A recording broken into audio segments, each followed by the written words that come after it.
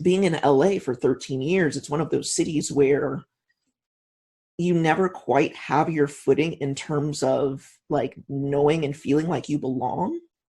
And then I went to Philly. I've been walking around that place for several days, and I'm like, wow, there's an amazing power in walking around in a place where everyone looks like me. Hello and welcome to the Innovative Mindset Podcast. I'm your host, Isolde Trachtenberg.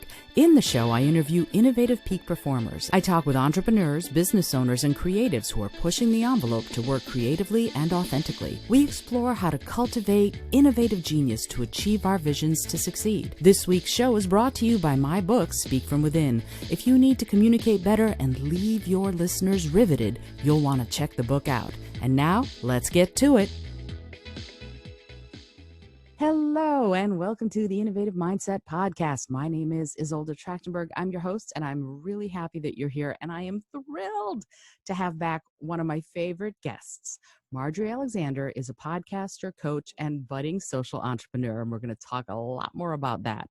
She was first thrust into storytelling during her master's degree when a lack of high-quality environmental podcasts sparked the launch of A Sustainable Mind. And if you don't listen to that podcast, get ye over there right after this show and listen to that one, where Marjorie interviewed environmental change makers across the globe as her thesis project. Marjorie, see, there goes my ability to talk. Marjorie has recently embarked on her second podcast journey with Queer and Woo, a collection of personal stories and conversations with amazing queer individuals about mental health, self-care, and personal development. Marjorie has been named a top 40 LGBT under 40 by Business Equality magazine and looks forward to working more one-on-one with people in the queer community. Marjorie, welcome, and I'm so glad to have you back on the show. I am so glad to be back on the show, and I'm so happy to be with you in this virtual room. You are one of my favorite people, and it always puts a smile on my face when we get to talk. Oh, me too. We have a real mutual admiration society going. I'm so excited about Queer and Woo. I am, and we have so much to talk about it, but I don't want to bury the lead. I want to start right there, right with the new podcast. Sure. I'm dying to know about what the actual title of the show means, but also what prompted this? What inspired you? You're super busy. You've got so much going on. What prompted this pivot, this shift into a whole new paradigm for you? Well, to start with the name, I've always, and it's so interesting in this kind of new world that we're living in, and everybody knows what that means. I'm assuming with social distancing and racial equality. I've always been the only little something, the only woman, the only little Black girl, the only queer person in so many of the circles that I'm in. In my spiritual circles, I've almost always been the only queer person, or at least the only out queer person. And in queer circles, I would love to have more conversations about spirituality and the woo-woo stuff, which I've been running from for most of my life, honestly. Mm-hmm. It's not something that I felt super comfortable with. I think I had been really ashamed of it, really. But, a conversation that you and I had actually not too long ago, and you said, you are a true empath. And I think that's something it's a concept that I've been getting more comfortable with. And since you and I had that conversation, which for me was a very emotional conversation, actually, and sparked a lot of thoughts for me in the days after that. I purchased a lot of books since then. I'm actually sitting right next to the Empath Survival Guide by Judith Orloff. And that's been a really interesting read. But really what Queer and Woo is about is bringing together these two conversations that never seem to exist together. And I really just got tired of having to choose. I'm thinking, I know it sounds like it's dead air, but I'm thinking. No, so I know you are. I feel the gears turning. I know. So interesting. This is fascinating. First of all, I remember that conversation, and it was an emotional one for me too, because it was a real opportunity for both of us to discover some things about ourselves, and that notion of self-discovery feels like it's part of Queer and Woo. And these conversations that you want to have that marry sort of what it sounds like the queer community and the more spiritual community are going to take you on a serious journey. And yet, right before we started this, you said, I feel nervous. And I said, oh, wait, why? And you said, let's turn on the microphone because this is relevant. And so I'm Yeah, wondering, how is your state of mind and your emotional state relevant? And how does it pertain to this new project you've taken on? sure. So I'll start by saying A Sustainable Mind. If you all haven't listened to, I can't remember if we mentioned it in the last episode that I was on, but A Sustainable Mind, I started that show because it was part of my master's thesis project, and like I had a deadline. There was planning that went into that. It was an entire thesis project. It had a paper, there was a ton of research, and I Hmm. had a schedule and all of this. I had a plan. Not to say that I didn't have a plan for Queer and Woo, but it really was something that was more contingent upon just what I was feeling in the moment. Hmm. I didn't have the idea for Queer and Woo until about February of this year. And the second I realized it, I instantly inside recoiled because I realized it was a conversation that I wanted to have, stories that I wanted to share, people that I wanted to help. But I have been and still am in quite a state of fear about it. I will say that the responses that I've gotten from friends or from anybody really, the responses that I've gotten from people that I thought would respond really well, they responded really poorly. And the Really? people that I would think would respond not poorly, but just probably wouldn't care, have been really excited, really enthusiastic about it, and think it's a fantastic idea. And so I'm putting myself in this position to um, explore parts of myself that I haven't before. And I'm also doing it potentially in front of hundreds and thousands of people. If this show, Queer and Woo, gets, say, even 10% of the listenership of my last show, that's a lot of freaking people. and and I touch on, as you mentioned in the my bio, we touch on mental health, self-care. I mentioned some of the difficulties that I've had with mental health, with thoughts of suicide and self-harm. Like that's not that's deep stuff. And with Hmm. A Sustainable Mind, not only is it not my story, it's totally somebody else, and it's totally, it's something that the world is kind of going through. It's not personal at all. Now, of course, as I've gotten more open and just skilled as a host, I've been able to insert parts of myself into that show. Hmm. But Queer and Woo is really just, I feel like I'm breaking myself open and saying, here I am. But for me, it's been quite a healing journey, actually. And I'm trying to, hopefully, being successful at this, taking others along for the ride. I have had over the years so many queer friends who have all of these negative feelings about coming out too late, or um, I'm not gay enough, and they all feel so alone. And I've been out of the closet for 20 years. Hmm. Some of them have just come out within the last 12 months. They don't believe me when I say you're not alone. So for me to share my stories on that show just to an audience in general, it's like, I'm not here just to tell you what you want or need to hear.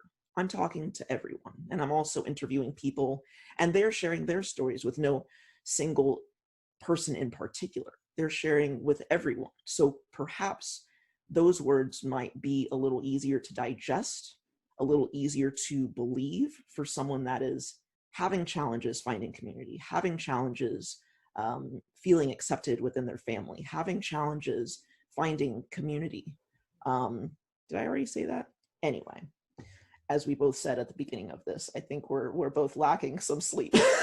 So but yet, you know what? Stressing community, that can't be overstressed. Saying it twice or three times is really important, I think. No, It's no, that's so important. It's so important. I mean, actually, I think I mentioned it in a message that I just sent to you yesterday.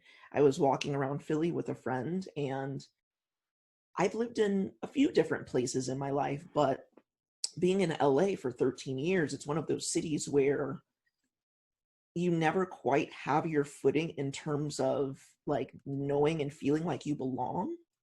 And then I went to Philly. I've been walking around that place for several days, and I'm like, wow, there's an amazing power in walking around in a place where everyone looks like me. mm, Philly is a very, I mean, it's predominantly African American. And I was thinking about it yesterday, and not that it's necessarily the same thing with queer people, because you can't just look and see that necessarily, although you can assume. People have, quote unquote gaydar and things like that. But for instance, I was driving up here to this West Virginia cabin with my friend. It's her family's cabin. And we stopped at a lookout point, and we parked and we were taking photos, and this other car came up behind us, and two people popped out. And I believe I didn't stare. I didn't stare, but it seemed to be a not a queer couple, but two queer people. And they kind of, gave a big smile and a big wave. And it was just like, oh my gosh, there are people like us in West Virginia, where they're like literally Confederate flags everywhere. right. It's that familiarity, not necessarily that you're going to talk to each other or that you know each other, but just that moment where you realize that people have a shared experience. Mm, That's so important, because then you don't feel so alone. So I think for me, queer and woo is really my way of attracting other people to me, because I don't want to feel so alone in this conversation hmm between, sexuality and gender identity and all of those things that are really important in the queer community. And this stuff over here, the mental health stuff, the spiritual stuff, the woo-woo stuff that so many people don't want to talk about. I don't find that there is much opportunity for these two things to live in the same space. I've not experienced, I think I've experienced that one other time. And of course, in individual conversations with friends, but it hmm happens incredibly rarely. hmm So I guess I'm just trying to build community where I haven't been able to find any so far. And you're a trailblazer in that way, because that's what I notice about you actually, is that when you see a gap, you go, okay, I'm going to bridge that gap. I'm going to figure out what needs to be done, and I'm going to do it. And I respect that so much about you, because that's that's a rare gift, to see the lack and then realize that you can do something and then go and do it. Because Yeah. people can see the lack, but they might not realize that they can do something, and they probably won't go and do something about it even if they do realize it. And you have all three. So I'm very honored and thrilled that I can call you my friend. I do want to know something though, and this is something that you said earlier, that you grew up being the only in Mhm. your communities and in your circles, the only spiritual person or the only queer person. And that feeling of isolation, it sounds like, drove some of the desire and the decision making in starting Queer and Woo. What did you do for self-care in those times when you were alone, before you had the platform like Queer and Woo, like a Sustainable Mind? What were you doing then to take care of yourself, to so that you could be here now, essentially? Wow, that's a difficult question, because I think for so long I was doing nothing, and that Mm, was part of the problem. mhm, I was I was gosh, I mean, going back all the way to college 15 years ago, I wasn't doing anything. I was crying a lot. mm, I was beating myself up emotionally. I'm a very emotional person, and at that point in my life, I didn't realize that I was an emotional person, which I think is really hilarious, because I cry constantly. mm, I cry at insurance commercials. Isolda. I mean, really, Mhm. it's embarrassing. Um, I'm what's right there another with you. I do too. AT&T commercials get me every time. Yeah, I mean, it's crazy. I think um really what I defaulted to was seeking out community. Even though don't really I've never really considered myself a people person.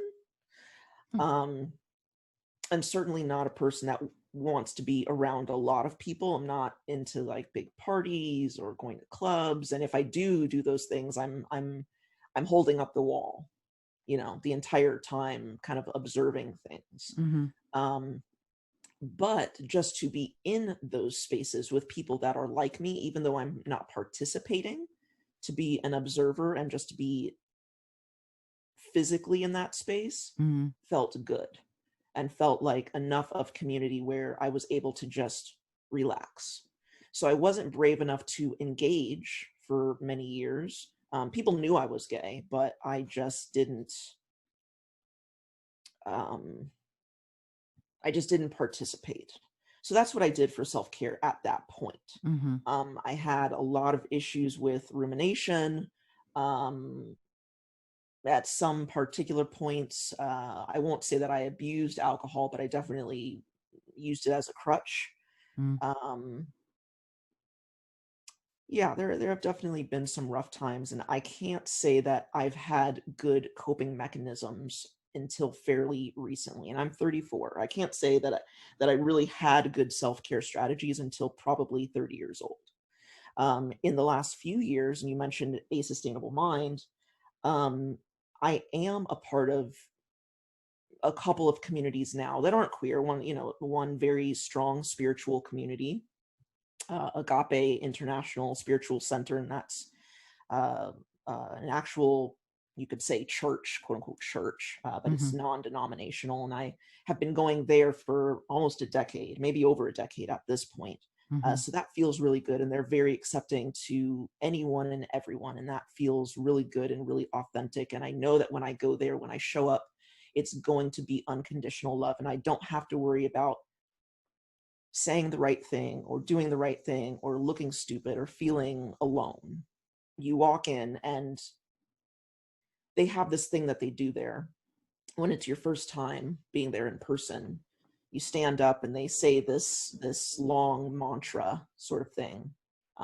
Actually it's an affirmation to you, and everybody's putting up, it kind of feels cultish. Like if you Google cult Los Angeles, I think Agape is like number 7 on the list. Ah! So it can seem weird, but I guess that's kind of where the woo comes from. Like there are these, like I say, self-care, and people are like, oh yeah, that totally makes sense. Yeah, meditation, like that word feels good. But then you start talking about like visualization and spirituality, and while it's the same stuff, people get really turned off by that. Hmm. Um, so anyway, going to Agape, they put out their hands, just sending you their positive energy. And that was an incredibly moving experience to me. And I kind of just have latched onto that community ever since I started going there 10 plus years ago. As far as self-care now, especially in the time of Corona, I take a lot of walks. I can recognize better these days when I am getting emotionally just not in a good place, or uh am at risk of spiraling. Mm. And I just get up from my desk and I just go for a walk. And sometimes, especially I think in those days after I realized that I needed to do this show, those walks were like 3.5 hours long. Mm. I was working through so much in my brain because I knew that I wanted to do it. I knew that I needed to do it for me. And I knew that me sharing my story would help a lot of other people.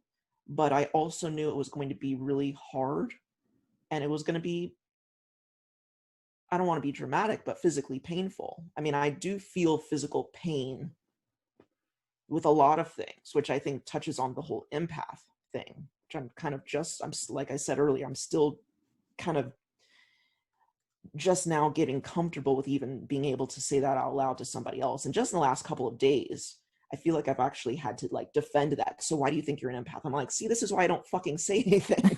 Sorry. Sorry, Oh, I just cursed, but like, don't apologize. This is exactly where you are. No problem. yeah, I'm like, this is why I don't say anything. This is why I haven't said anything to myself, and this is why I don't say anything to other people, because I just didn't want to have to, like, I don't even, this is why I have this freaking book. I don't know anything about what being an empath is all about, or even if I am a real empath. I have no idea. I'm just learning. I'm trying to discover, and I'm not closing off any possibilities. But being put in a position where I feel like I have to defend myself, it gets my blood pressure up. And right now my blood pressure is up just talking about it. Hmm. You know, those two particular conversations. So anyway, that was a long roundabout way of answering whatever the question is that you just asked. I adore you. Um, That was great. You know, what's really interesting to me is as soon as somebody asks a question like that, a deeply personal question, like what makes you think you're an empath? The thing when you said that, this is me. I am empathic as well. And this is me going, oh, that person must be in such pain. yeah. They're probably wondering why either they feel stuff and don't understand it, or why they don't feel enough and don't understand Mm-hmm. it. And Mm-hmm. so instead of talking about themselves and thinking about themselves and dealing with themselves, there's an attack on you so that they don't have to think about themselves and deal Right. with their own pain. And It's to be fair, because I guarantee both of those people will listen to this eventually. I think that so the what makes you think you're an empath is probably the way that I received it. I think what they actually said was, "Why do you think that?" Or anyway, it just it was softer, but it landed hard, I you guess know is a better it way to put it. here's what's interesting about that, and I mean no insult to your friends or colleagues. It's just whenever the word why comes in, inherent to why is defend yourself, Yeah. because it's asking for a justification for Mm-hmm. whatever the thing is, and that is they're inherent to it. It's buried, but it's there. So to me, what makes you think you're an empath is actually the softer question. And so if you heard why and then you softened it to what makes you think, I can understand that there's a need, a feeling like you have to defend your stance, which is to me one of those things where I go, what is it that makes us go, I need to justify this, not because it's a valid question, but because you asked and I feel like I have to answer. Mm-hmm. It is interesting when we think about that I have to justify what I just said. You Yeah. don't. You don't actually have to justify it because this is your process and it's your story. Mm-hmm. So it's fascinating that we immediately go, oh, then I must have to answer it. No, you don't. You don't have to at all. And yet we feel conditioned that we should. It's fascinating. You know what's interesting about this? My travel buddy here, we were talking the other day about answers. She's a law student, Hmm. and she asked me, or she commented, I believe, I never use yes and no answers. Hmm. And she went away. I think she went into a store or something. I was sitting in the car, and I was thinking about it because I knew the answer to why I do that, but I couldn't remember. And then I remembered all of a sudden, back to my childhood, a yes and no answer in my household was never enough. You had to be able to share why, how you came to that conclusion, Hmm. your thought process, Hmm. and be able to effectively communicate all of that to someone else. Hmm. And that was actually a very intentional thing that I talked to my mom about. I mean, she did that intentionally. Hmm. And as an adult at this point, while it was a good thing, I think either I took it to the extreme, or it's had a detriment to, it's been detrimental to my ability to communicate with people. To Mm. communicate with people effectively is not really the word, but just I just have to over explain everything. It's exhausting. And I Mhm. think it makes others feel like, I actually don't know what it makes others feel because I've never really asked them, but it makes conversations difficult. It makes communication difficult. To over communicate is a thing for sure. And it can be detrimental to the understanding of the overall concept or idea or whatever it is that you're trying to talk about. It's not always a good thing. Or it can be taken to a place where I guess it's a bell curve, like there's that perfect amount of information. You can have too little or you can have too much. There's that perfect amount, but I always seem to go on to like the over the hill, and then I'm just riding a slide on my way down to way too much information, which is what I kind of feel like I'm doing right now, which I'm sure you're going to say, no, you're not, Marjorie. You're just being yourself.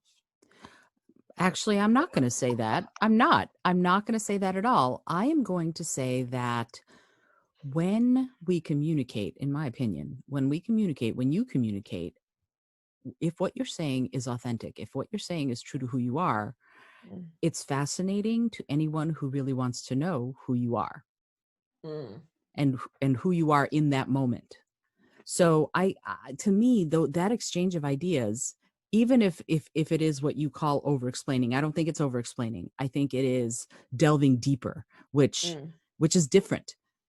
Okay, and it's different because it's one of those things. I don't know if this happens to you, but I will solve your problems tattooed in invisible ink on my forehead. So if I ever ask someone, when I meet someone and I'll go, "Hi, how are you?" They'll go, "Well, let me tell you about all the horrible things that are going on in my life." Instead of going, "Oh, I'm fine. How are you?" I get this litany of all the stuff in their life that it's like they finally found someone that they can unload all of this to. mm-hmm, And partially it's because I'm fascinated by it. I know that that's partially why that tattoo exists on my forehead, is because I'm fascinated by our experience. This is it. This is our life. So if you've got stuff to say, I've got ears to listen. And that's the point for me, is that to me, that's not over explaining. To me, that's you sharing your experience of who you are and trying to use words which are sometimes woefully insufficient to express the depths of your soul. To mm, me, I'm honored by that. That's what I mm, think. So it's not about, it's just who you are, it's you sharing who you are. And to me, that's fascinating. Does that make mm. sense? That makes a ton of sense, and I feel like I have the same experience with a lot of people. A lot of people. I am there. I don't know. They just come to me with these things that they've never told anyone else. I'm like, why am Hmm. I the person that they pick? Now, of course, I don't care, and I don't say that. I just sit there and listen, and I too am fascinated by their stories and sometimes their challenges and Hmm. concerns. Hmm. Um, Finding those people for myself, not that I seek it out a whole ton, um, has been challenging. And I think that that's what you saying what you just said has reminded me of. Not to say that the universe is going to be 50-50 in all ways, but it's nice to know that you've got a couple of those people out there in the world that while you're sitting there absorbing, not necessarily absorbing, that's a poor word choice, um, being the mirror or the sounding board or just kind of the shoulder for so many people, if there are one or two people out there who can be that for you, that's been really challenging for me to Hmm. find those people. Hmm.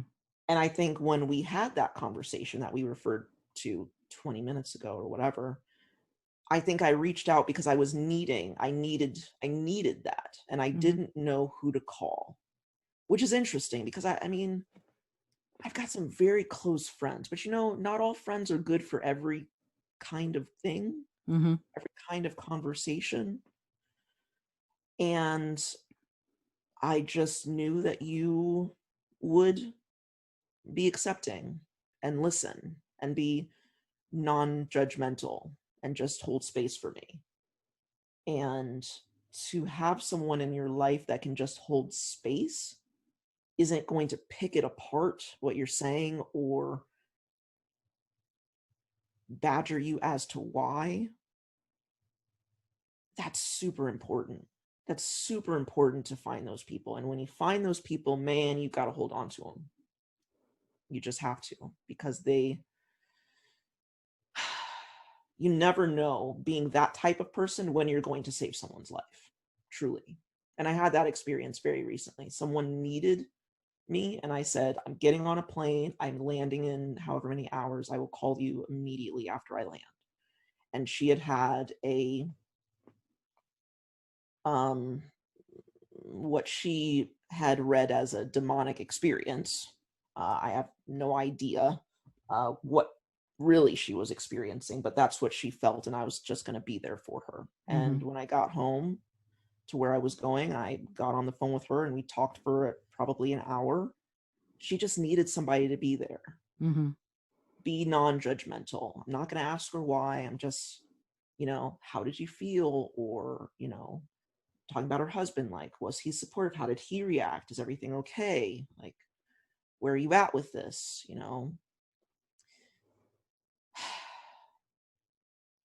I guess now that I think about it, doing queer and woo, I'm just trying to be that person for more people, and maybe even for myself.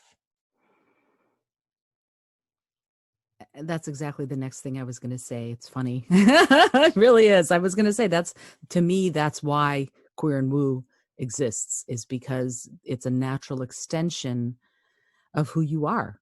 And who you are, at least in part, is that person. You, not just the sounding board, but the vessel. And providing, it's funny because so often people who are vessels of that kind of really intimate communication and sharing end up not just being a vessel, but a crucible. Because by listening, you foster change, you foster transformation, because that person, this woman who had, I'm assuming woman because you referred to her as a she, when she had this experience, obviously it's whatever it was, it doesn't even matter, but obviously it affected her deeply, and she had no touchstone. It was uncharted waters for her. So, and she needed someone who would help her get through it. And you were there, and I can easily see you going, okay, and this means that I can be there for others in this way also. But additionally, it's sharing your story, which is so personal and so intimate. And I appreciate that about you very much, that you're willing to be vulnerable like that. And because we walk around with facades, every single one of us, and it can be so challenging to go, okay, no, this is who I really am right now, right here. And I'm open-hearted, and I'm open-spirited. I'm honored to know you, and I honor you for that. That's really something. We must be kindred spirits. I don't know what happened, but when we met, I was just like, I don't know about this person, but there's just something about her. She's freaking awesome. As I said earlier, mutual admiration society. I love it. So now I'm going to pivot, and I'm going to talk to you about Star Trek. Sure. Okay. Are you a Star Trek fan? I used to be back in the day, mostly The Next Generation, but then I kind of fell off, and I'm not a fan of the movies. Okay. But I really like the TV shows. Awesome. So did you ever see the original Star Trek series episode, The Empath? No. Wait a second. Yes. No, I don't think I have. Okay. Tell me. So this episode, it holds a special place in my heart for many reasons. The first of which is when my family first moved to this country, to the USA, we didn't have a television. We didn't speak English. And our neighbors invited us over to watch television. And the very first thing I ever saw was Star Trek, and specifically the Star Trek episode called The Empath. And why it was so cool is that there's actually very little dialogue. Hmm. And the reason is because Spock, McCoy, and Kirk go down to this planet where there's this beautiful young woman who has this unique ability. And her ability is that if you are in pain or if you're injured, she can touch you and she can heal your pain. But the problem is that what happens to her is that whatever injury you have, she has to experience as Mm. part of healing you. Mm-hmm. And there's a point at which, McCoy has cuts on his face, and she touches his face, and they heal from his face as if they'd never been, but then they actually appear on her face, and she has to experience the pain of all of that in order to heal it through, and then she heals again, and she's back to being normal after she experiences this. And when I saw that, it went, because that is the physical manifestation of being an empath, right? Mm-hmm. That's the thing that we don't talk about with empaths, is that moment of experiencing someone's pain as if it's yours, experiencing someone's joy also. But for the purposes of that episode, of that Star Trek episode, she had to experience their pain in order to be able to heal them. Mm-hmm. And when we talk about empaths now, we talk about it most often as emotional drama or Yes. trauma, right? So Mm-hmm. when I say to you that I believe you're an empath, as you go on this journey to explore that and explore queer and woo and what that means as far as sharing your story and inviting other people to share theirs, that's kind of what I'm talking about. That idea of, to be an empath means that you experience the heartache or the trauma or the pain just about as if you are the person actually experiencing it. And so you take Yeah. that in. And when you provided that crucible for the woman you were talking to, and when you provide that crucible for your guests and for your listeners, that you in some way as an empath experience the pain and the process that they're going through in order to transform it and heal it. Does that make sense? Mm. Do you understand what I mean? Absolutely. Okay. Absolutely makes sense for sure. So there's something that I want to, this is going really deep. When we first started chatting, you had mentioned that as part of your earlier life, that there was, that you experienced self-harm and even sometimes suicidal thoughts. Mm-hmm. And you said something that I thought was interesting. You said, and I didn't even know why. And I would love to see with you right now what that means to you with respect to being an empath. And here's what I mean. As an empath, you walk around daily with that taking on of other people's pain. And I don't know that you can help it as an empath until you learn how to shield, and I can help you with that. But until you learn how to shield, it's a battering ram. It's a constant thing. And I think that Yeah. there are probably many empaths out there who don't know why they feel the way they do, but yet they're steeping in so much trauma in the world. Mm-hmm. And so I'd love to get your thoughts on that for yourself. What do you think about that? That idea of, as an empath, it kind of makes me go, well, it's no wonder. It's no wonder that you felt that trauma as if it was happening to you, because you are empathic. And the world is not, on the whole, right now, a particularly happy place. Yeah. It's I guess it's not interesting. I'm in this cabin in the backwoods. I have nothing to do but think Ah, and read this book. But I was actually thinking about this exact thing yesterday. If it was a possibility that when I was younger feeling those things, if they weren't mine, if those emotions weren't mine, if they were mm-hmm, just if I had picked them up, or I don't know. I didn't get really a feeling of relief from that. Mhm. Probably because prob I'm a bit of a, I don't want to say I'm a control freak, but when it's not mine, it means that I can't do anything about it. Now as an adult, and understanding that there are people that feel these things and that Mhm. you can shield from them. I've picked up a couple of things along the way, over the last couple of years in various groups that I'm in, also with people who are empaths or clairvoyant, and things like that. And so I've learned a few things. I'm not really good at practicing them. Mm. Um, I think because I'm in my head so much, it's not a comforting thought to know or to think that possibly those emotions weren't my own, because maybe it doesn't feel fair, maybe it doesn't feel, or maybe the amount of anger and sadness that I had around it, I was trying so hard to control that or manage that, and at the end of the day I wasn't going to be able to. Mhm.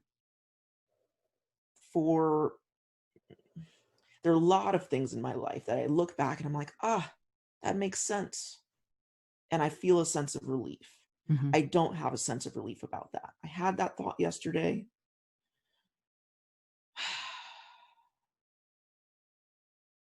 It makes me more emotional, I guess. I haven't really figured out how to get on the other side of that. And maybe once I do figure out how to shield up, as one energy worker that I've worked with in the past has taught me to do, shield up. And I always forget to do it. Or maybe I'm just uh stubborn. I'm like, I don't need to do that. I'll just go about the world the way that I've been doing it. You know, um, maybe I don't want to be special in this way, or even special. I don't even, I don't like that word. I don't want to be different in this way. Like, I don't feel like I necessarily want to be an empath, or I guess maybe I'm hoping that I'm not. Because it seems more complicated.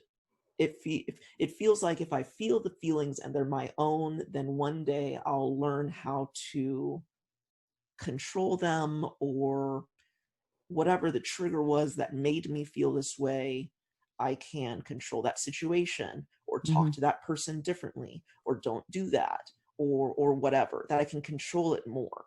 Mhm. And to think that those emotions aren't mine, it doesn't feel empowering right now.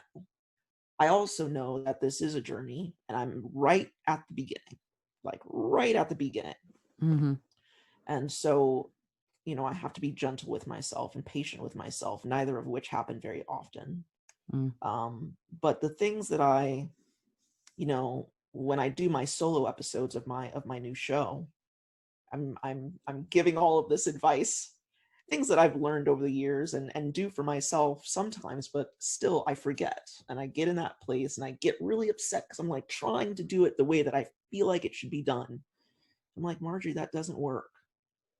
Sometimes trying hard isn't the solution. Sometimes trying at all isn't the solution, and letting go is. And letting go of things is not really my strong suit. So that's all I got for you. I love it. I love it.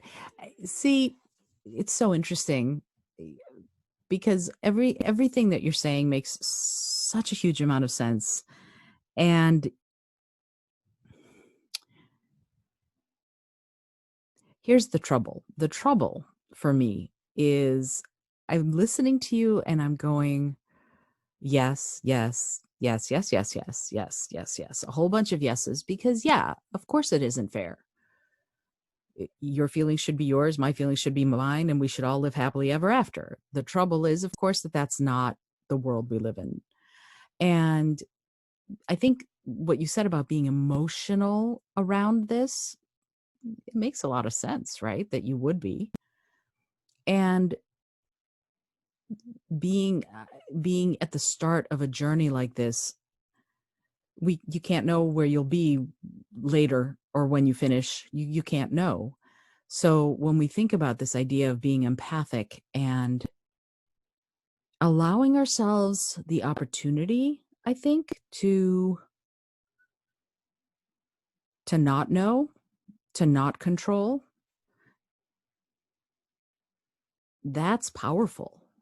Like you said, letting go is hard for you. But can you transform that? Can you look at it differently so that it's not about letting go of it, but instead being like a rock in a river? The water flows around you, but doesn't take you with it. Mm. That's, I'm gonna have to think about that.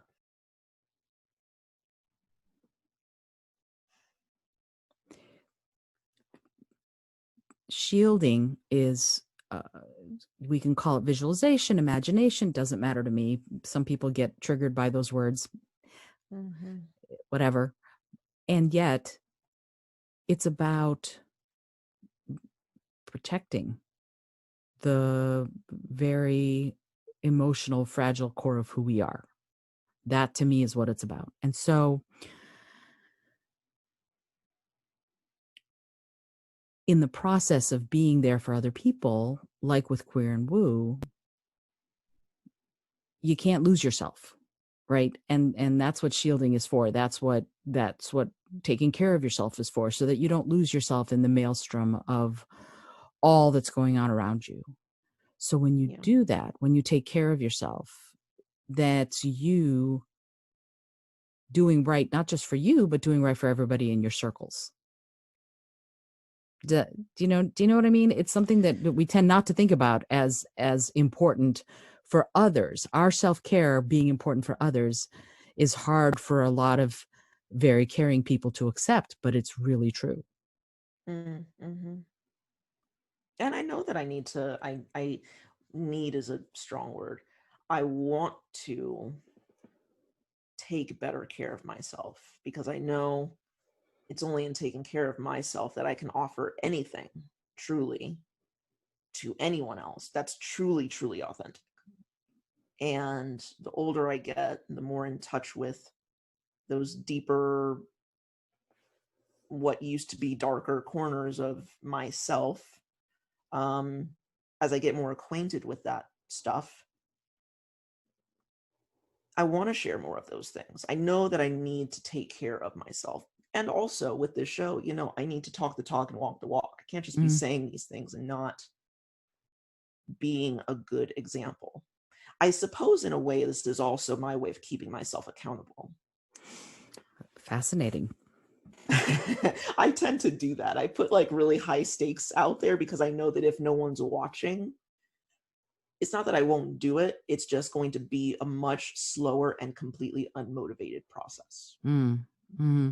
But when other people are counting on me, and I am a bit of a people pleaser, because I care, I want to take care of people, and people come to me Mm-hmm.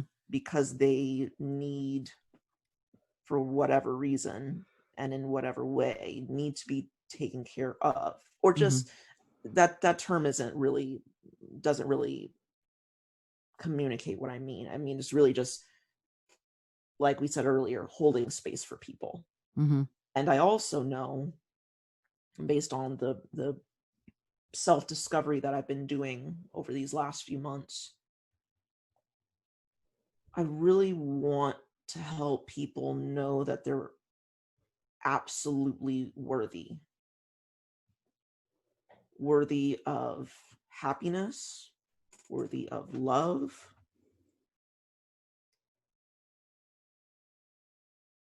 just worthy of being here. I think when I was younger, feeling those feelings of self-harm and you know, following through on some of those things. I needed that. And when I have friends or acquaintances these days, or not so much these days because it's far, far less at this point, but say in college or in my 20s, knowing people that are in that place themselves, I just want to hold them emotionally, Mm-hmm. sometimes even physically. Mm-hmm. I just want to hold them. And I know that if I can't put myself in a more, if I can't give myself a more level emotional experience, that I will take that on, empath or not. That's just the human experience, right? To have empathy is something that a lot of people do or can do Mm-hmm. for others. Mm-hmm. Um, to care for people in the way that I want to, this is absolutely something that I need to learn to do. But everything just feels slow. Um, because it's kind of been just a really long, meandering way of coming to this realization. And I know that if I came to it earlier, things would have been a lot easier. But also, if I knew earlier, I wouldn't be who I am. So, all of those things together, you know, sometimes it makes me feel powerful. Other times it makes me feel validated. Other times it makes me feel sad. And I just got to lean into that and say it's okay.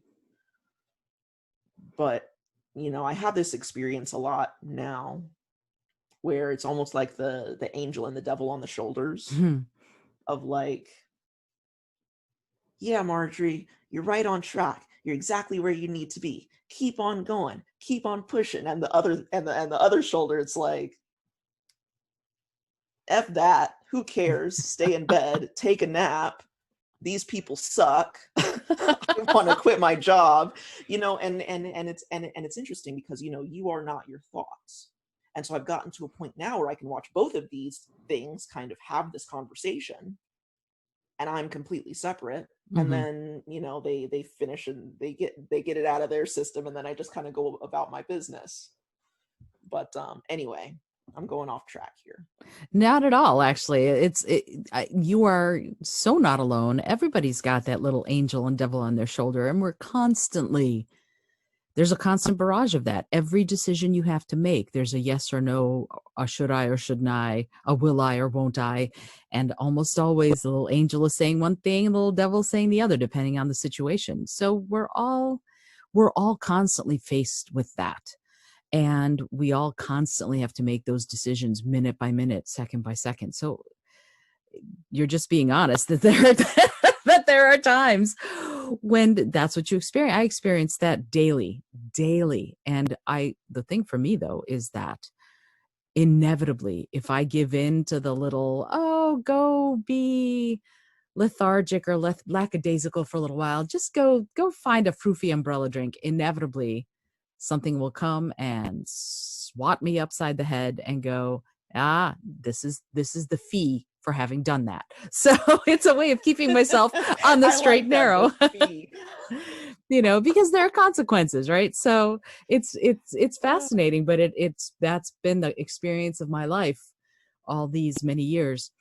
Something you said that I found fascinating, and that relates directly to something that I say to just about every life coaching client I have when we first start, that you are worthy of being here. And what I say is you deserve to be here. And in fact, I tell my clients that they need to start writing that out as an affirmation in a journal every day, 5 times in the morning, 5 times in the evening, because there are people, many of us, I think, that have question about that think in their deepest, darkest selves that they maybe don't deserve to be here.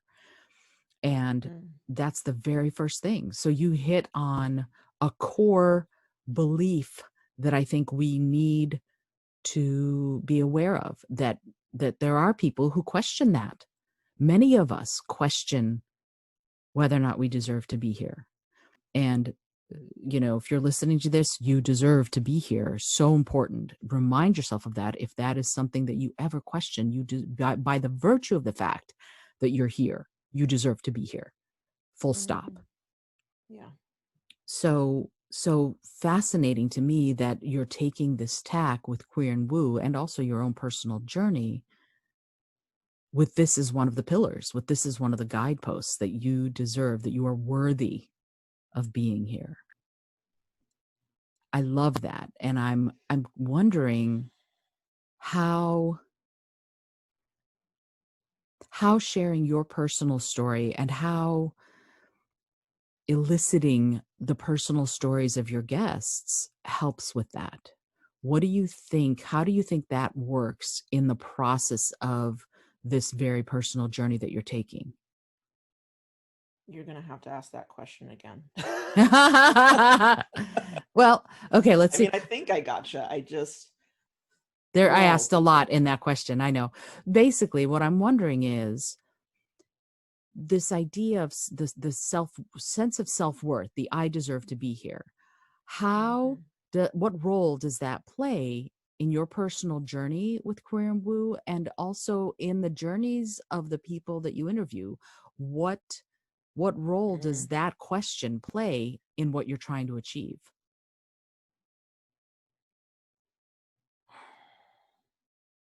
I know I don't ask Well, easy questions, do I? no, you don't. You don't. My gosh.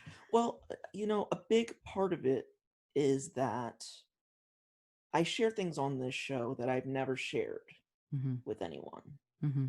or have at least never shared with, have only ever shared with like one or two people. And I will admit I've been kind of flying under the radar. I've really not been promoting a whole lot, which is ironic because I do help run a podcast production company. Like, it's not like I don't know what to do. I think I'm afraid of doing it because I'm like, I'm putting out all this personal stuff and then everyone's gonna know. Uh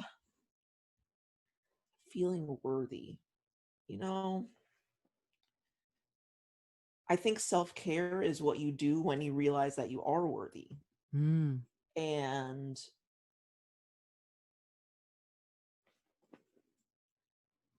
the stories of the guests that I've interviewed so far have almost always started with, I didn't feel worthy. I didn't feel like I should be here. I was shunned by my family or the religious tradition that I grew up in. Hmm. Feeling completely invisible or invalid as a being in Mm. those spaces. Hmm. And how those people, my interviewees, had that realization or got through that process in order to understand, yeah, you belong here too. I think it's only at that point when it's like, okay, my self-esteem is high enough. I can kind of look at my experiences in the past and understand, yes, all of those things were hurtful, but I made it through. Hmm. I understand that my experience is just as valid as anyone else's. Now I'm going to take care of myself because I understand that I have something to contribute as well. When you're not validated and when you're made to feel invisible, anything that you contribute to the world doesn't fucking matter. Hmm. And if that's the case, then why wake up in the morning? So the whole feeling worthy thing, I don't know. It's just, I think it's been such a long journey for me personally. While I've been being, while I've been the sounding board, or holding space for others, I wasn't always in that place myself while I was doing it for them. Hmm. And all the while in my mind, thinking, if I did this for myself, imagine how much farther along I would be. And I'm thinking that in the moment Hmm. that I'm with them. Hmm. That's a really messed up thing to think. It makes sense, but it feels really shitty. Like, I don't know, it just feels terrible. It just feels terrible. What's terrible about it?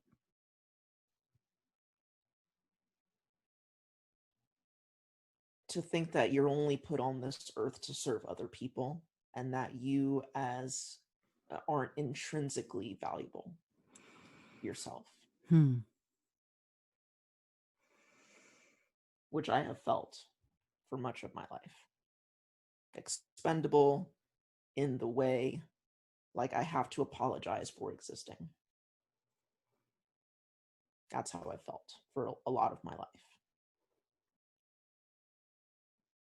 And part of the way that I have been able to get over that is because I know that I help people, whether they're my friends or my clients or now listeners of this podcast or of my other podcast.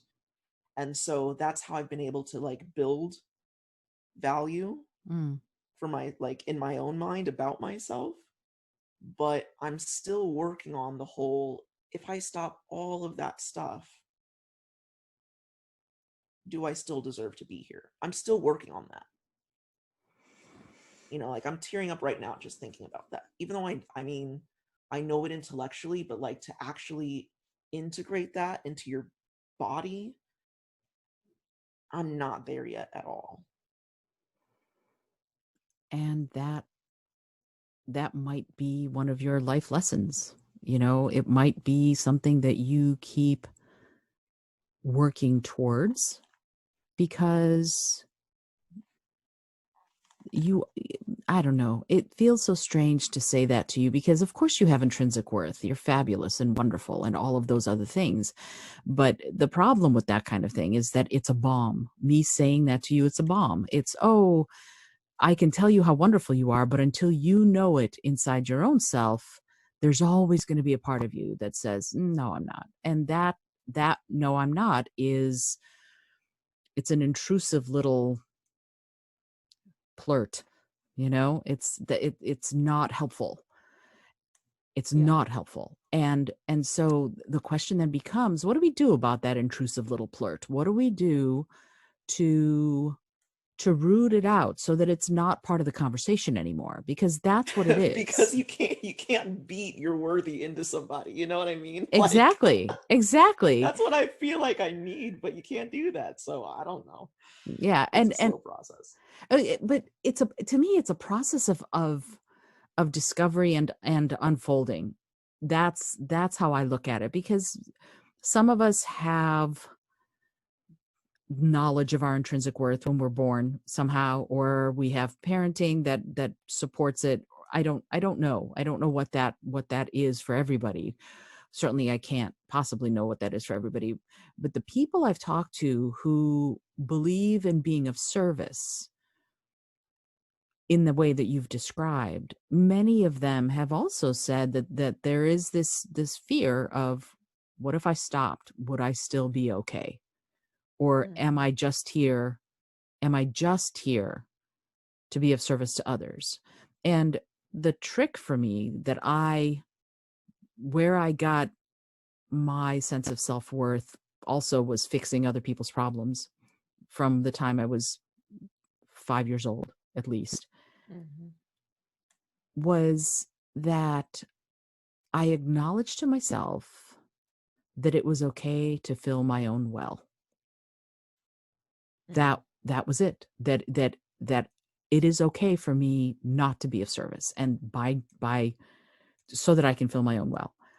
And by that acknowledgement, sort of the math of it, you know, the math of it took over and went, okay, so if it's okay, if you think that you're only worthy as long as you're helping, but yet it's also okay for you to stop helping in order to fill your own well, then if A equals B and B equals C, then A equals C, the transitive property of equality, that means that it must also be okay for you to just be.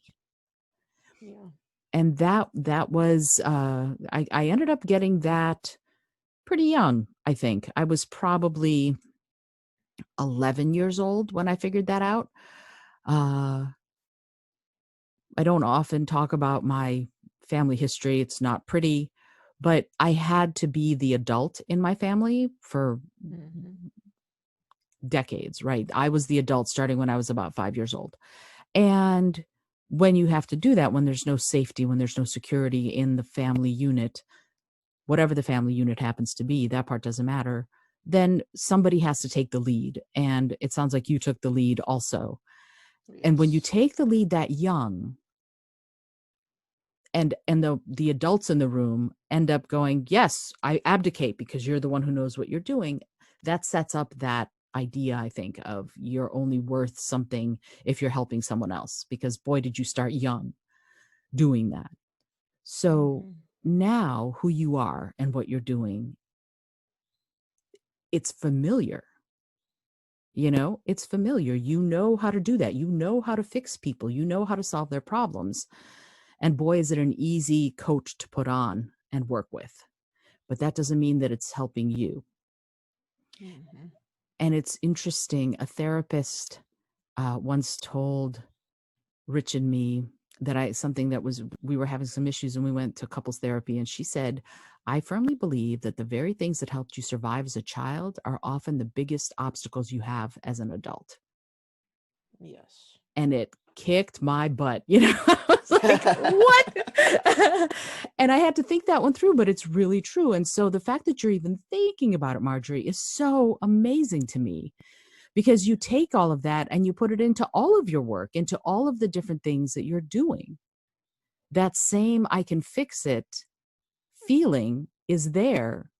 And so, is it possible to not always be the fixer? Is it possible to sometimes just be the receiver of someone else's caring? And what does that look like?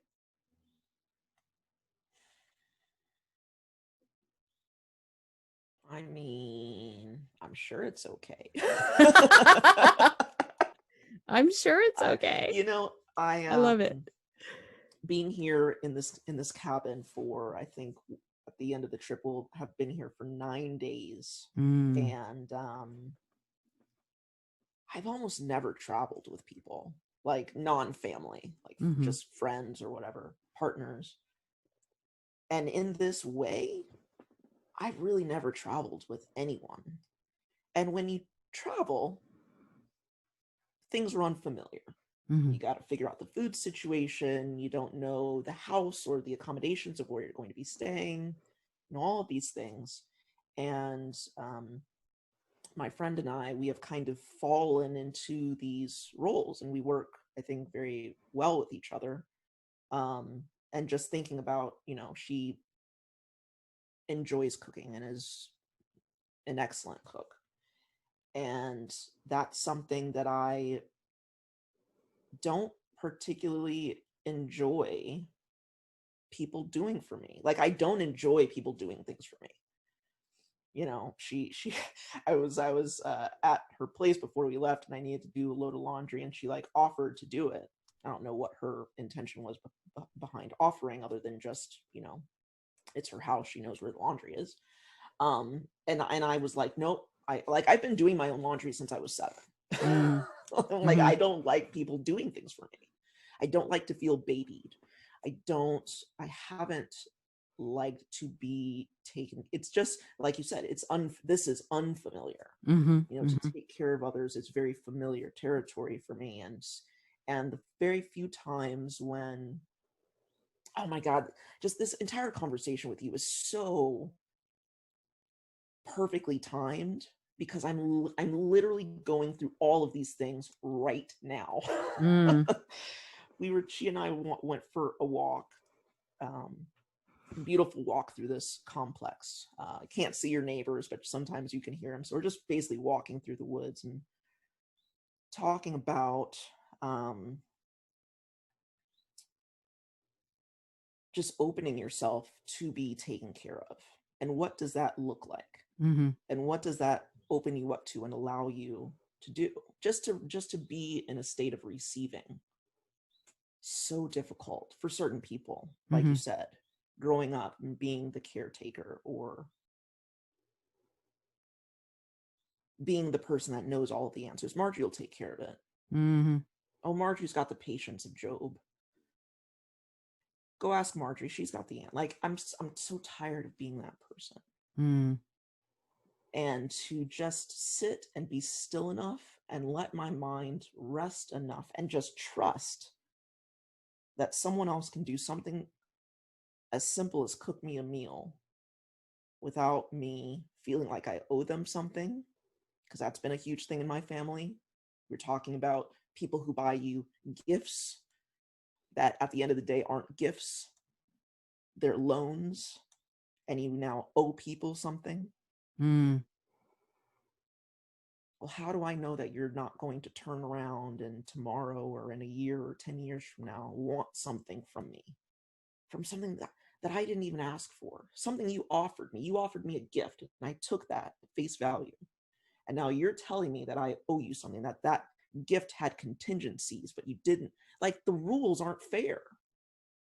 It's not fair. You didn't tell me what the rules were. I would have played the game differently if I'd known. Mm. Mm-hmm. And so, like,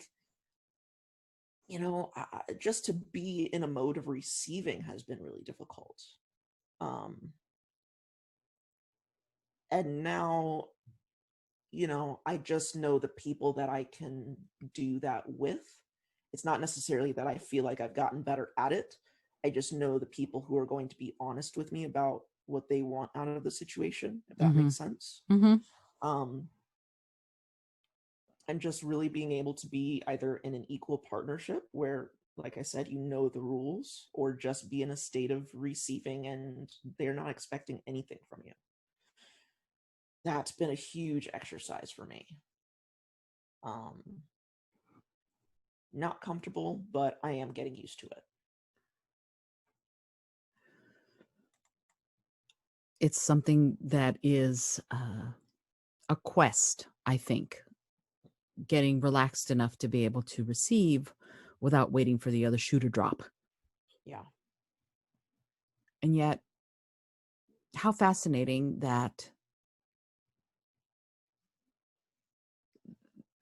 outside of queer and woo, so much of what you do is the service aspect of who you are.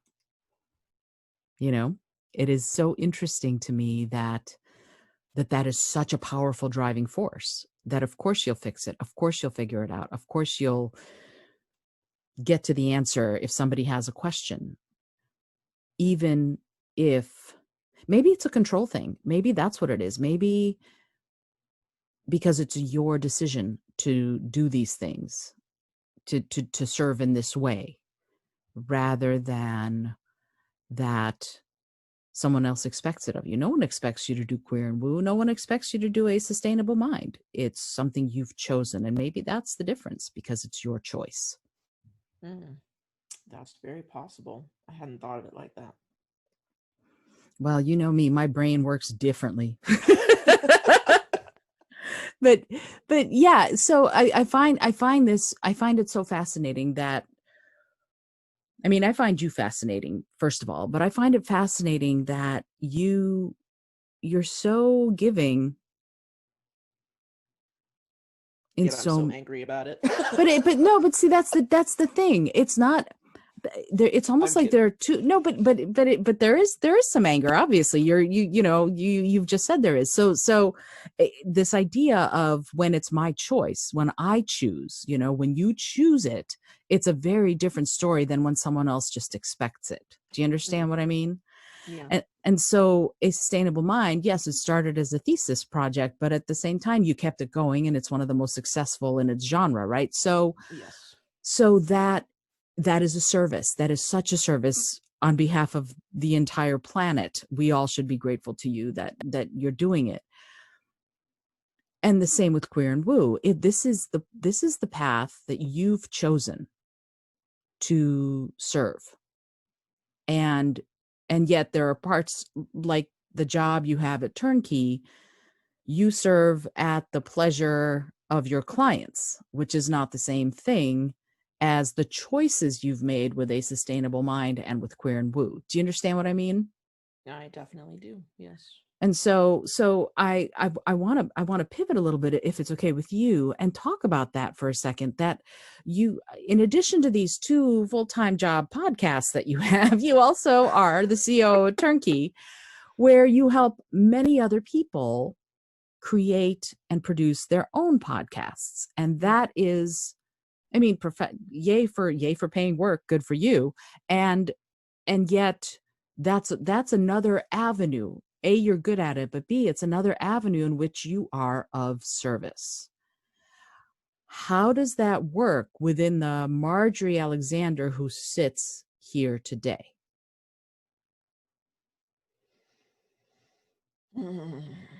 Well, well, first of all, thank you for saying what you said about, a sustainable mind and queer and woo being just their existence, being of service. Mm, And absolutely. those things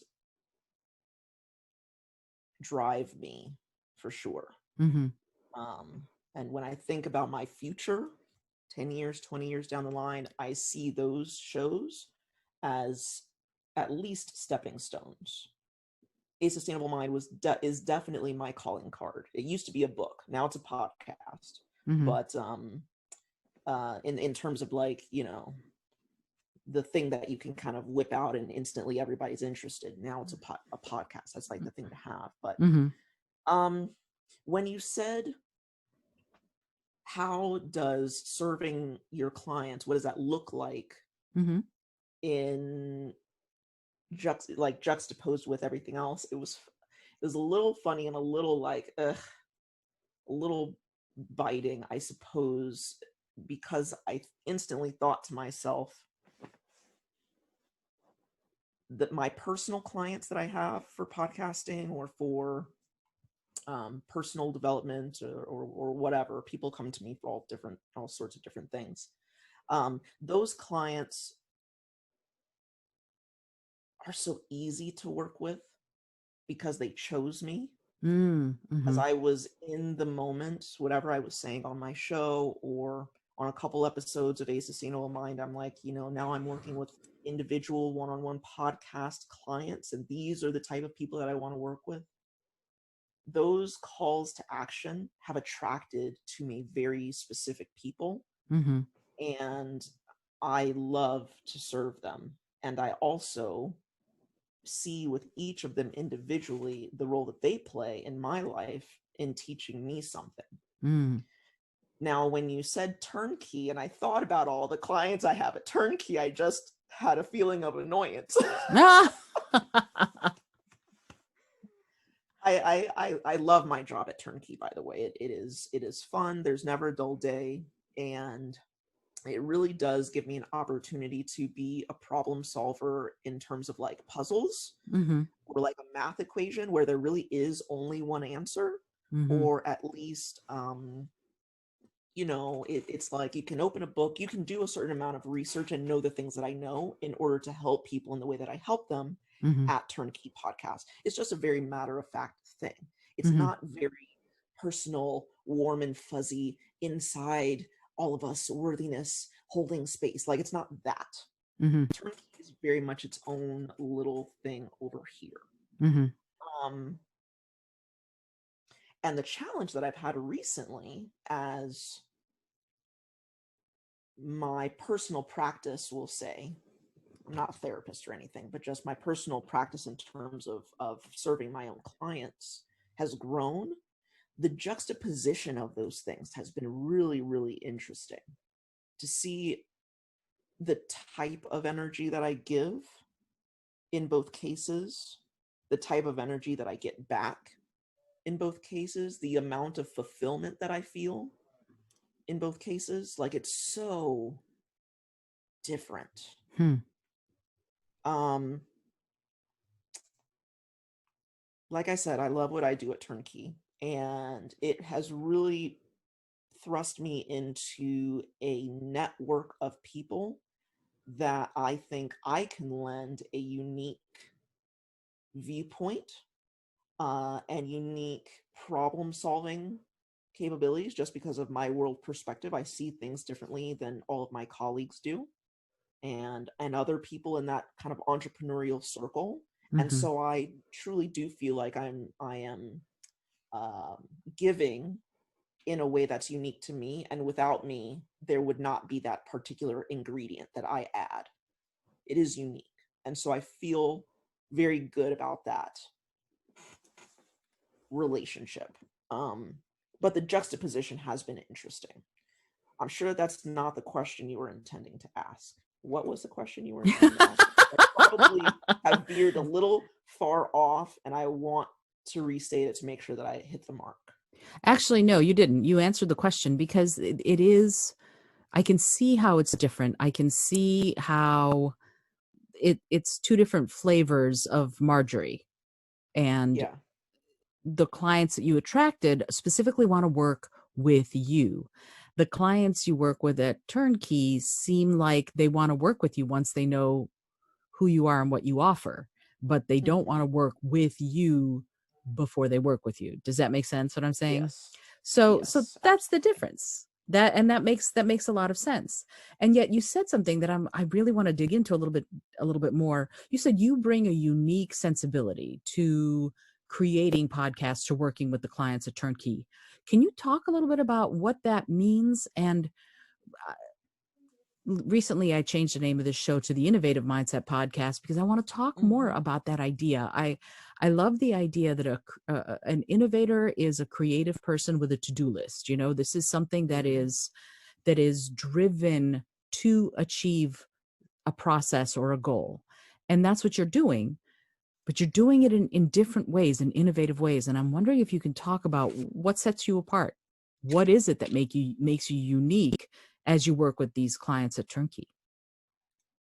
Well, it's interesting that you use the word creative because that's kind of what I feel like I'm bringing to the table, in Mm-hmm. addition to that community.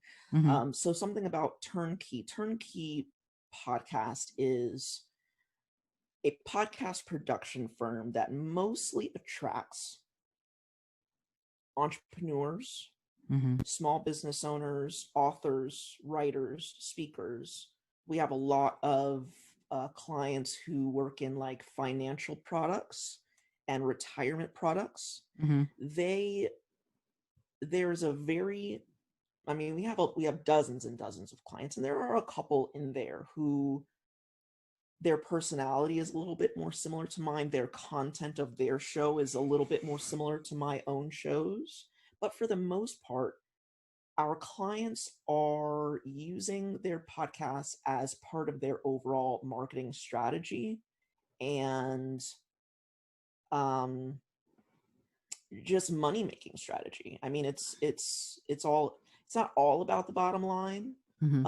And that's not to say that the podcasts aren't good or valuable, but I mean, they really are, they're either educating their current client base, or their objective is to grow their client base, Mm-hmm. or just put information out there to the general public, and, getting people on a mailing list. And then eventually when they need our products, well, they'll think of us. Mm-hmm. So it's business marketing. Mm-hmm. It just so happens that the medium is podcasting. Mm-hmm. That's very different than what I've done. And like you said earlier, when I find gaps, I fill them. And the way that I fill them so far has happened to be podcasts. But my shows are also very community oriented. Mm-hmm. And so, not that those two things, having the business podcast and having the community, make the world a better place kind of, or social podcast is so different, Mm-hmm. because the ways in which I have promoted my podcasts, the ways that I've thought about monetizing, even though I've kind of shied away from that for the most part. The ways that I've monetized, like the ways that I've done things with my two podcasts, people just don't do over here in the business podcast realm. They just Mm-hmm. don't. Mm-hmm. And so usually the different perspective that I offer is that perspective. It's like, well, yes, this is this is a list of all of the ways that you can monetize, or that you can build community, or that you can make your audience feel more like they're sitting on the couch just listening to you and your guests have a conversation. there are ways that you can do that, that you can, Google and read online, but also here are the ways that I've done it. And while my podcast is nothing like yours, why not try it out? So that's kind of just the very like, well, Marjorie has a different perspective because her podcasts are different. Mm-hmm. Yes. So that's all of that. And I think everything we've spent this conversation talking about coming from more of a feeling place, even though in my meetings I'm very much the problem solver, and matter of fact, and just, try to give you the information that you need, although sometimes I do give them a little bit more information than they want, which I've been told actually. um, it's coming from that place is not something that our clients expect. Now, what I have been pleasantly surprised about is that they love it. 95% of our clients love me. Not like, they love me. They love Marjorie. Oh my God, Marjorie's great. I mean, I hear, my bosses, they're just showering me with, I'm not like words of affirmation type person. At least I don't think that I am. And so it's kind of funny because it sometimes turns me off a little bit, but they're always telling me what the clients are telling them, my bosses. One Mm-hmm. does sales, one does the books, and they are the ones that have kind of the conversations that happen before the check gets signed. Once Mm-hmm. the check gets signed, then there's me. And somehow the client and my bosses communicate later on, and they're always just ranting and raving about me. But I think it's because I give this something extra element that they weren't expecting, um, using our company as a podcast production house. So those are kind of the things that I'm talking about when I think I do lend a little bit of a different perspective, a little bit of a different way of doing things, but also a different way of delivering the information, and holding space for our clients. Because even if it's not a super emotional topic, you still have to have an ability to listen, and not just listen to what they're saying, but listen to what they're not saying, and then give them what they need, which isn't always what they want. And I think that I'm really good at that. Can you delve a little bit deeper into that? What do you mean by listen to what they're not saying? That just thrills me. I want to hear more about that. So one client recently, and I'm trying to fast forward to the end of the story to figure out what I'm going to say, but I'll just go with it and we'll see what comes out. He, so 5 years ago when I started my podcast, podcasting was so different back then. Mm. If for no other reason other than there were just fewer of them. Mm-hmm. There's so much competition out there. I think we passed 1 million shows. We passed that, I think, in late March. Mm. 1 million podcasts in the world. And some crazy number like 70% of those haven't released an episode in the last 90 days. Mm-hmm. But anyway, so we have this client, and he launched a couple of months ago. I mean, he's still in like his teens in terms of number of episodes. Mm-hmm. And he's not, he messaged us and he said, I'm not happy with my download numbers and I'm going to take a break. And in communication back and forth with him, it was, what he was talking about was, I don't have time to record. I need more listeners. And what it really came down to was he needed to feel validated in his current business, his new business, which the new show was part of his new business. And he has a very successful online business that he's been running for years and years and years. And because of the type of business, it actually kind of blew up. When Corona happened, I mean, Mm-hmm. his business increased threefold literally overnight. Wow. And it's so interesting because in this new business that he's starting, and I think he's going to be doing coaching with people, that's kind of the intent down the line. He needed just reassurance that what he was saying was quote unquote correct. Uh-huh. But you're lending your advice and your experience of something that you've been doing very successfully for years.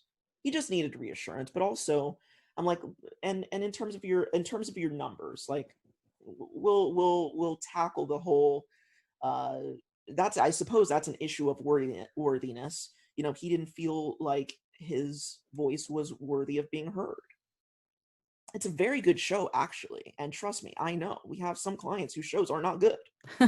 um so he was just feeling very in his head about his performance, as if his voice was what caused him to have fewer listeners. Mm. Now, if you know anything about podcasting, it doesn't exactly work like that. um but to be a problem solver also, like, what you actually want from us is advice on how to build community, advice on how to put yourself out there. Podcasting is not a build it and they will come. People think that. It's not true. You don't build it and they will come. You put shit out there on Apple and it just sits there. If you don't tell anybody, they're not going to know. They're not going to look for it, and they're not going to be able to listen because they have no clue that you're there. So on the one hand, yes, you're doing a great job. Keep going. The information that you're providing is valuable. And on the other hand, just market your freaking podcast, dude. You don't put anything on social media. You have not emailed your network. You haven't posted anything on LinkedIn. Nobody freaking knows you're there. He has a list of probably tens of thousands of people in his current business that's so super successful. And even though he's selling physical products, it has nothing to do with that. But just, hey, by the way, this business, if you're familiar with our founder, blah blah blah, he's got a podcast. If you're interested in I'm not going to say what it is. If you're interested in this, hey, take a listen. Just launched a couple months ago. We would really love to hear what you think. So people, it seems like people just come to you with a complaint, really, and they think that something specific is going to be the answer. It's not. Hmm. But it's also not the answer, not because it won't work, but because the problem that they think is a problem is not the problem. There's something else that's the problem. So I don't know. That's just the most recent example. Yeah, it's interesting because even in my personal work as a podcast coach, through my own company, I sold a package recently where it was how to launch a podcast, and that particular course had been put together by my boss, and I was basically just being an affiliate for him. Mm-hmm. You purchase that course and you get a month's worth of coaching with me. Mm-hmm. And so my most recent client who purchased that package, when I met with her the first time, she'd already launched. I'm like, well, what the heck do you need me for? Mm-hmm. But again, she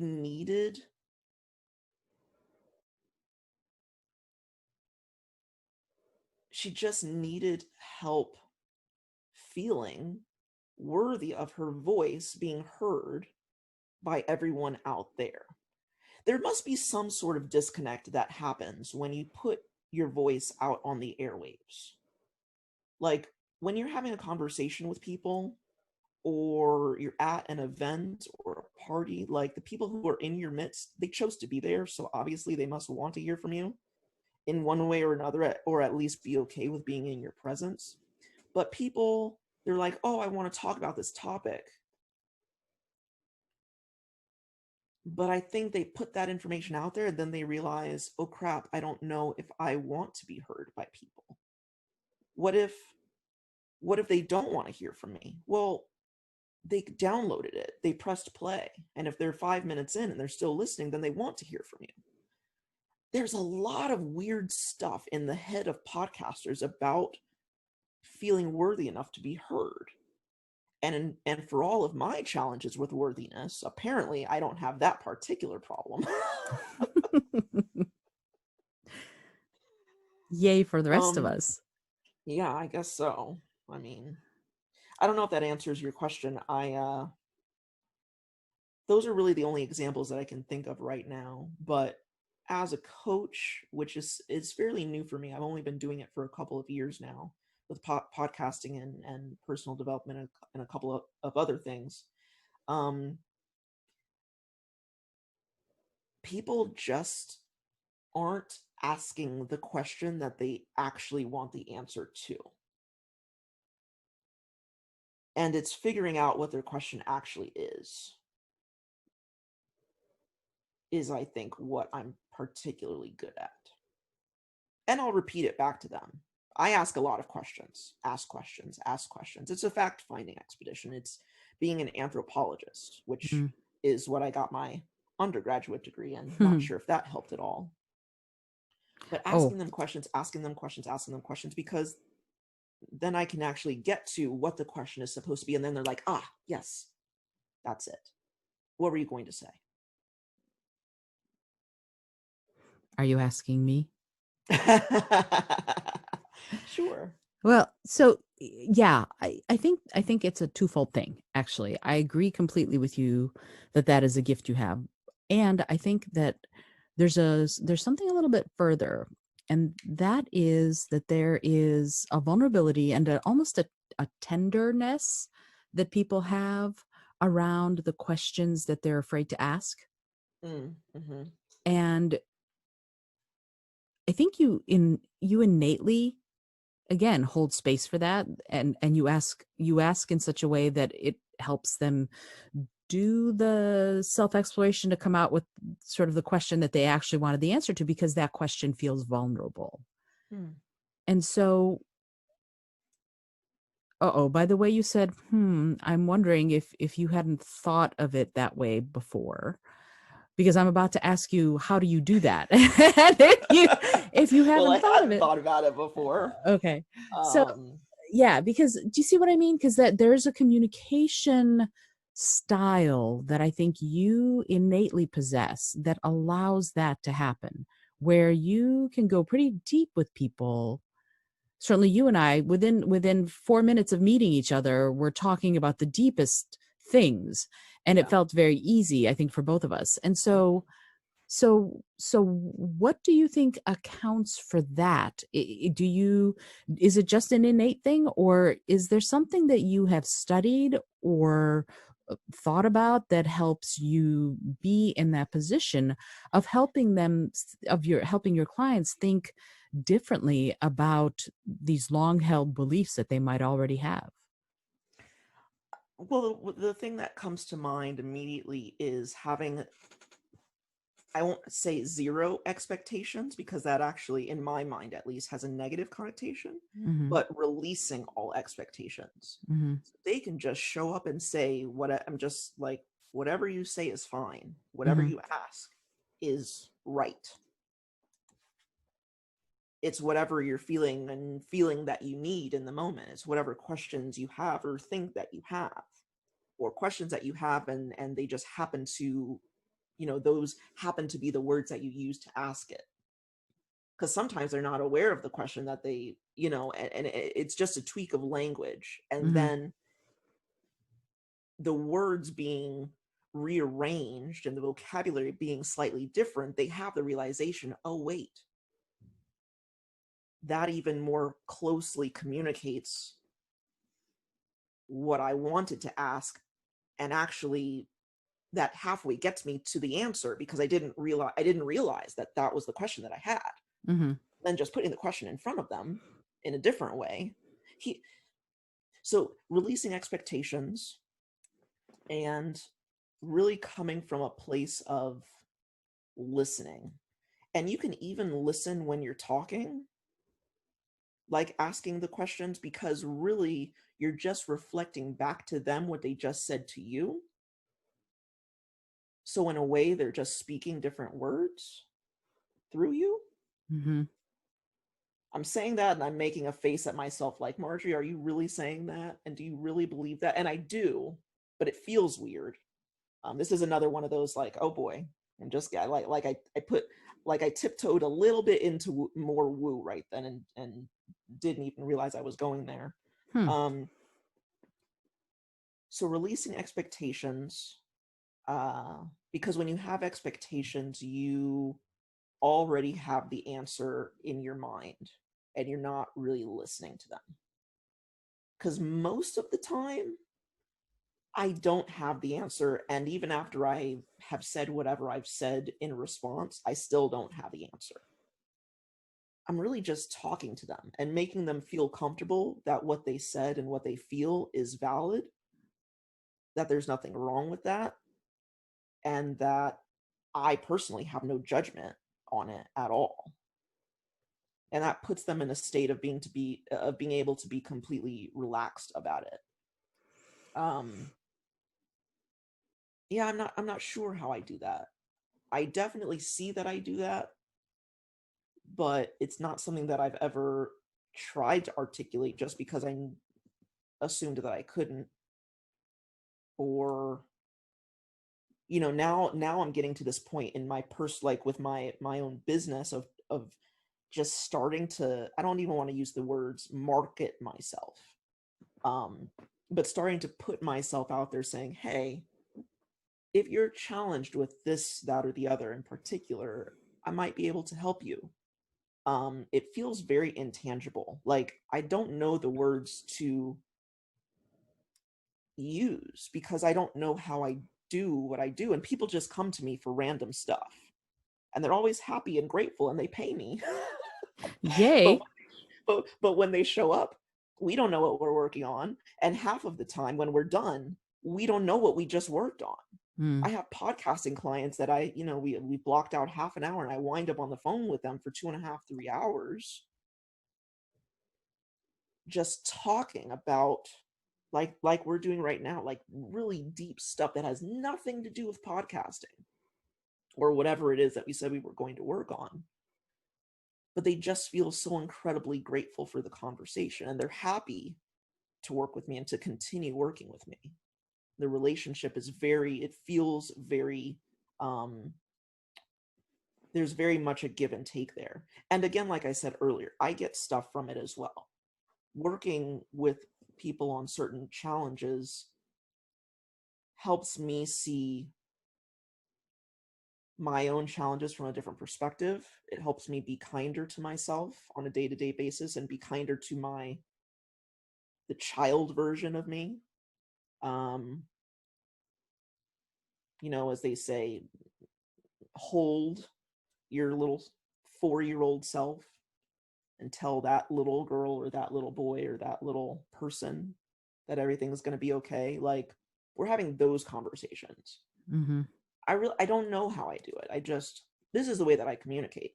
And there are times when I've like, cause most people I think exist at like this very surface level conversation place. Mm. And in the last few months, I've dipped down into I don't want to talk about that stuff. I want to talk about something deeper. And if you're not willing to go here with me, I pretty much have no use for a conversation with you, which sounds terrible. It sounds terrible, but I'm just recognizing that I'm like, I have so little patience for surface level conversation. I want to go deep. I don't want to talk about what you think we should be talking about. The opinions that people expect you to have. I want to talk about your uncertainties. And I want to talk about your hopes and your dreams that have taken twice as long to come to fruition. And you're frustrated about why. I want to talk about next steps. And you have no idea how to get there. And just talk about it. Those are the conversations that I want to be having. I don't know how I do it, but I know that when I do it and the person hasn't come to me asking for that, certain people are very grateful and other people they recoil. And I've learned to kind of see that before, like right at the beginning when it starts to happen, because it's turned a lot of people off and in some cases it's created a lot of friction. Mm. So while I think I'm great at it, it's, there's a time and place for everything. Mm. And if you have to be if you have to be having conversations with certain people, for instance, family members or colleagues, um, it's probably better to be able to turn that knob on and off, or at least turn the dial up and down a little bit, because I have such a strong desire to be in that place all the time now. It gets me in trouble because I almost I get bored, or I just don't want to have just the everyday conversations. I'm bored of it. I'm bored. Yeah, I guess that's all. I'm I like, love it. I'm like, do I want to say more about this, or am I just going to keep repeating the same thing? So, It's so fascinating. This is a lesson that I've been learning. Do you know who Derek Sivers is? no. Ah, do you know the website CD Baby? Yes. Okay, he started CD Baby. Ah, okay. And he's a musician, and he started CD Baby a few years ago. He sold it to disc makers and then went off to live in a hut in New Zealand, and now he writes about music and marketing, and yeah, and he gave all the money he sold it for to charity. Like, he's like, Mm, here you go, here's CD Baby, I'm going to give all the money away, and now I'm going to go live in a hut in New Zealand. Anyway, he wrote this book called Anything You Want, which is a very short little half-hour read, if that. And in it, he had this one chapter title that said, "If not hell yeah, then no."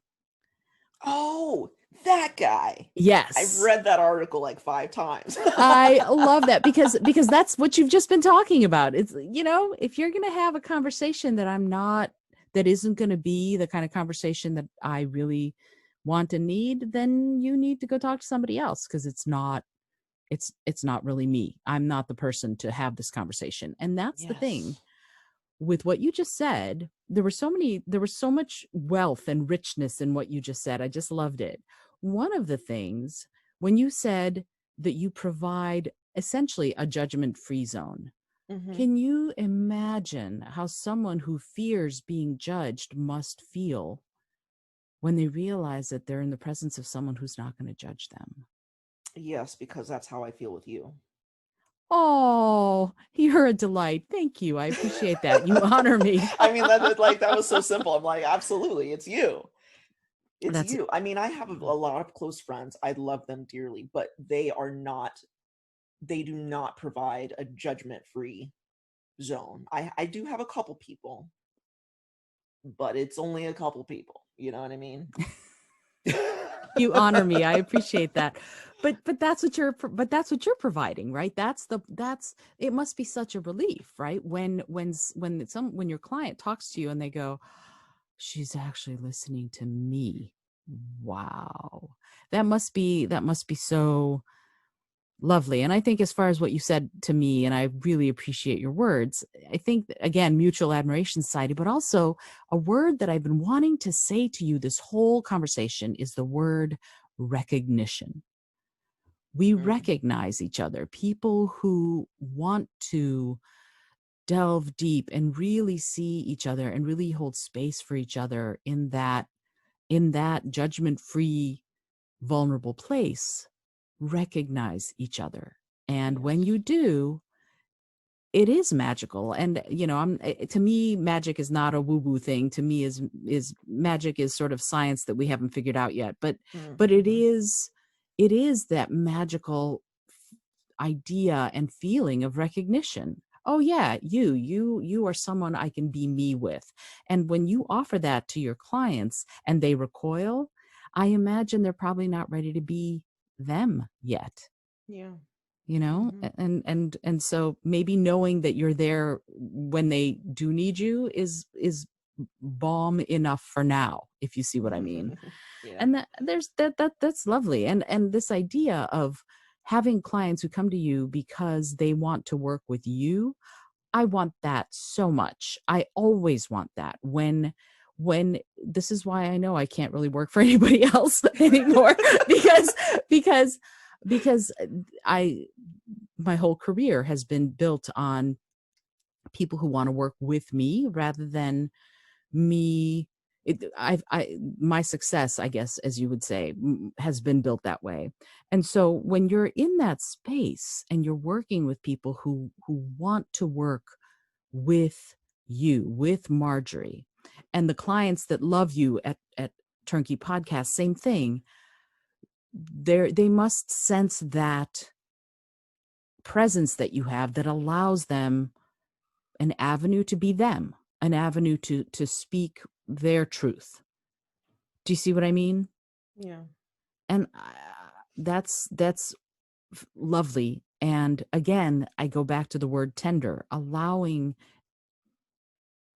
someone into that space and encouraging them to be them so that you can be a crucible for them. It must just be such a relief. And I love that about you. And I think that when we chat about some of this stuff that's more like, oh, this is the business world and this is the business podcast, there's something that people recognize. And we have, 8 billion people on the planet, right? So the people who recognize that there is a safe space with you or with me, and I'm grateful that you added me into that group, that's something that is something special. That's something singular. And so what I want to know, if you want to speculate, how do we cultivate more of that? How do we make that blossom? Well, probably the first thing would be to stop judging ourselves because it's Mm, contagious, mm, terribly so. mm-hmm, And how I've gotten to a place of being able to do it and not have gotten as far as I think I should be in my own journey of not being judgmental of myself. mm. Um, but I do have my moments, and I think that's that's Don't we all? that.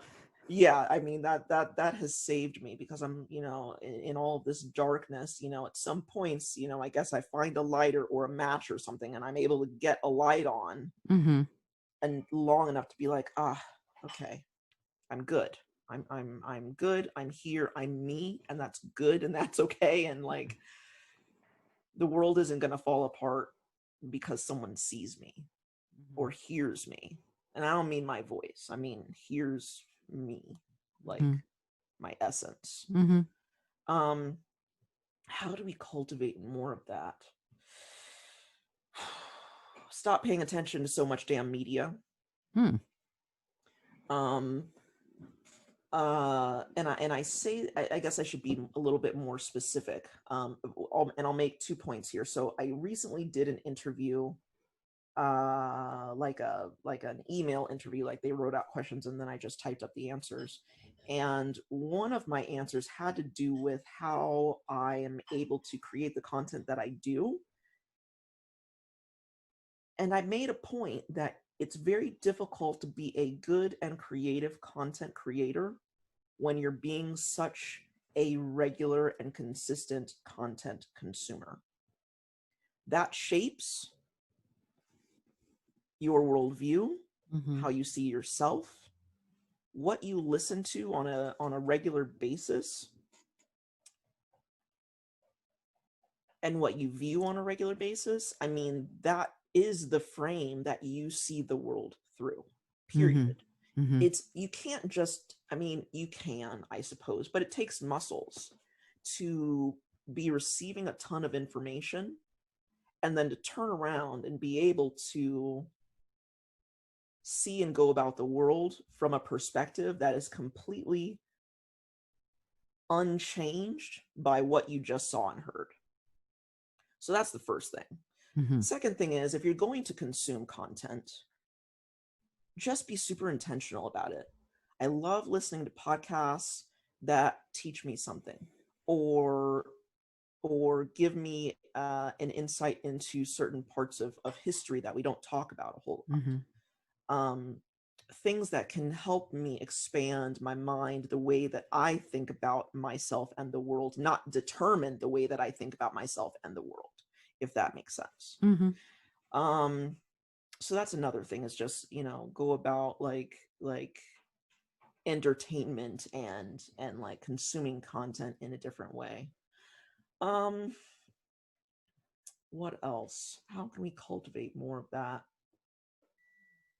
Just being honest.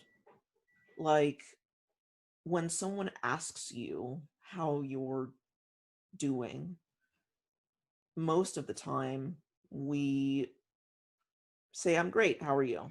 Or I'm here. You know, that's a term that people in my family use a lot for whatever reason. I'm here, you know, just to say like what does that even mean? Like I don't know what that means. It just, okay, so you're here and you're living and breathing. So, but you didn't answer my question, and also you're making it seem like you're not doing well, but you also don't want to talk about it. Um, I think most people probably don't intend to actually ask you how you are, like really know who you are, how you are. Mm-hmm. But, and the answer can be very short, but maybe just give them an answer that's truthful and not just, you know, one of a list of 5 things that are just the way that people answer this question. Be able to just be able to say, this is how I'm doing. I mean, since you asked, thank you, by the way. This is how I'm doing. Maybe I'm having a crappy day. Mm-hmm. You don't have to say it like that, but just be open and be vulnerable. And doing something as simple as actually answering that question instead of just giving a typical answer. Um, and sometimes it can be a conversation starter. Sometimes people are off put by it, and then they just like they don't delve any deeper. They don't ask any questions. They just kind of, it's like, okay, backing out of the room now. Right. This seems uncomfortable. Right. Right. Or maybe they surprise you and it's like, oh my God, I'm doing fantastic. Well, why? Like, you know, what's going on? What are you working on? You know, and that opens the door for um an actual conversation. So I don't know. Those are 3 things that I can think of in the moment. If you give me long enough, I could probably think of a dozen, but Those are great. And no, they are, because it's funny, earlier in the conversation we were talking about my invisible tattoo on my forehead. When I ask, people do, well, let me tell you about the horrible yeah. time I'm having or whatever. And Mm-hmm. there is this unspoken pact that we tend to have in our society, I think, that is, I'll ask you how you are, you'll tell me you're fine, you'll ask me how I am, I'll tell you I'm fine, and we don't have to delve any deeper. Mm-hmm. And the most interesting conversations, I think, often end up being when somebody says, well, actually, here's how I'm really doing. And if you Yes. can, hold space for that, there can be something really, again, I come back to that word tender and vulnerable and delightful. By the end of that conversation, you might have a lifelong friend. Mm-hmm. So there's something that I agree with you completely. And yet it is interesting to me that here we are creating content for people to consume, even while you said stop consuming I all the content. know. But there is this, but there is that piece of it that we need to be very intentional. I really believe that we are hyperstimulated and we have so many things coming at us, so many lights Mm-hmm. and bells and whistles all the time, that it is hard to figure out how to be intentional about what we put our attention to. And I think Yep. in order to really be whole, we have to be super intentional about it. I agree with you completely. It's a lifelong process for me, because I grew up on television and that's how I learned Mm-hmm. to speak English. That's what Mm-hmm. those were my models. My model of the perfect dad was Carson Drew in the Nancy Drew mystery stories. Mm-hmm. My model of the perfect woman was Jamie Summers, the Bionic Woman. She was the perfect woman. Oh yeah. And so that to me was, those were the lessons, and I learned them and kept with them, and use TV as a touchstone. Even today, I will tell what my friend Dan calls teleparables. I will say, like we did with the Star Trek episode, have you seen this? And this is the lesson that I took from it, and here's how it applies. So I think being intentional is important. And I think there is a time where we can open ourselves up to learn, whether it's from another person or a book or TV show or a podcast or whatever, where we can be curious. And that to me is the point. And so I would love to ask you, what are you curious about right now? What are you learning? Wow. What am I curious about? Well, first of all, I'm curious about this whole empath thing. I once I am realize that I'm interested in something, and I latch on to it, I dive deep. And I am so excited to be delving more deeply into this book and this particular author who is an MD. And so I, my more logical side has something to latch onto as well. And that makes the whole thing a little bit more comfortable while I'm learning this new thing about myself. But also, I'm excited to learn about and explore stepping into my purpose. I have a pretty damn good idea now. Like I think I've nailed it. And it's a super uncomfortable and in a lot of ways taboo thing. And I'm excited to learn more about that thing and see about how I can interweave that into everything else that I do, into my podcasting, my personal podcasting, and my coaching with individuals. Yeah, and I know that sounds super cryptic because I've only told probably one other person about this particular thing, and she happens to be an energy worker that I've been working with recently, that helps me release inherited emotions. And I'm using that voice because that's another one of the things that I don't talk about this because it's super woo, and some people go to chiropractors and some people go to therapists, and I've been to therapists, but this, working with her, man, can you just imagine coming to someone with your problems? They just let you talk for 15 minutes, they write down a bunch of notes, and then they turn around and for 60 whole minutes they're basically speaking affirmations into your head about you. That's what she does. It's amazing. Wow. Whether you believe in energy workers or whatever, just that alone is amazing. That's the role that they play for you. And I mean, of course I pay her to do that. And that has helped me so much, releasing inherited emotional DNA. Man, oh man, that stuff works. I tell you, it has helped me through so much. And I've only been working with her for 2 or 3 months. But yeah, that's what I'm excited to learn about. Is I truly feel like in the last 4 or 5 months, right before Corona, late February, have discovered what my true purpose is and how I was truly meant to help and serve people. And I am just at the beginning of that journey. And that is super exciting. And especially as a Black person and as a queer person, because in that line of work, which there are only a few dozen people that do that in the whole world that are certified to do that, there aren't any people that look like me that do that. There aren't any queer people that do that. And so again, it's me finding some gap and jumping in. And that feels exciting.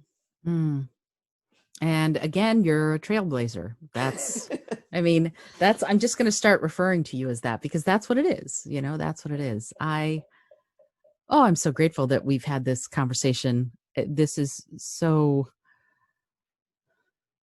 Is this going to be a 2-parter? Nope. Nope. It's not. It's not. I know. We could continue this for the next 6 hours. I know. You and I, we could have marathon conversations. It's true. No, it's not. It's not going to be a 2-parter. I actually have. This isn't the longest podcast interview I've ever done.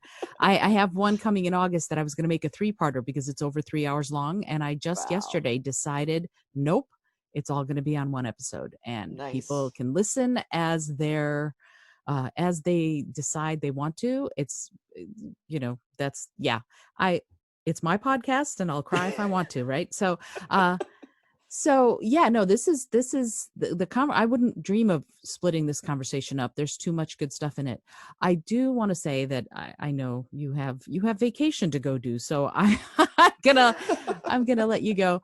But I have that one question that I Yes. ask everybody before the end of my show that I would love to get your thoughts on. But before I do that, Marjorie, I want to thank you again. This has been such a true delight is a small word, but it is. It's such a delight to speak with you on these incredibly important topics, and I'm really grateful that you joined me.